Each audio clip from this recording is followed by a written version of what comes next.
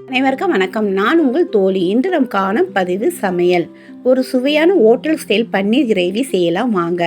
ஒரு பேனில் நெய் 1 டீஸ்பூன் விட்டு 2 பட்டை 4 லவங்கம் 2 ஏலக்காய் சேர்த்து வெங்காயம் 1 நறுக்கி சேர்த்து இஞ்சி 1 துண்டு பூண்டு பற்கள் 10 பச்சை மிளகாய் 5 குடமிளகாய் பாதி நறுக்கி சேர்த்து முந்திரி 10 பன்னீர் துண்டுகள் 10 சேர்த்து வதக்கி மல்லி 1 கைப்பிடி அளவு சேர்த்து ஐஸ் கியூப் 3 சேர்த்து பேசேந்து கொள்ளுங்க.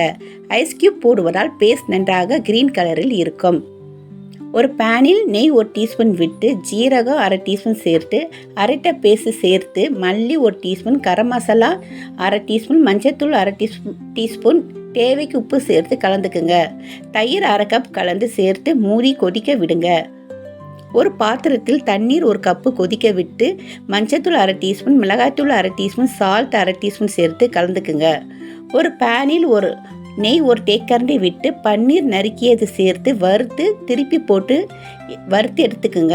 நாம் கலந்து வைத்திருக்கும் தண்ணீரில் போட்டு 10 நிமிஷம் ஊற விடுங்க. பிறகு எடுத்து கிரேவியில் கலந்து விடுங்க. இதனால் பன்னீர் நல்லா சாஃப்டாக இருக்கும். பிறகு ஒரு பேனில் 1 டீஸ்பூன் நெய் விட்டு பூண்டு 5 பல்லு நசுக்கி வதக்கி எடுத்து 1/4 டீஸ்பூன் மிளகாய்த்தூள் கலந்து இந்த கிரேவி மேலே போட்டு விடுங்க. இந்த பன்னீர் கிரேவி ரெஸ்டாரண்ட் ஸ்டைலில் ரொம்ப சுவையாக இருக்கும். இதை இன்றைய சேர்ந்து உங்கள் பிள்ளைகளுக்கு கொடுங்க. பாராட்டி பெறுவீர்கள். நன்றி.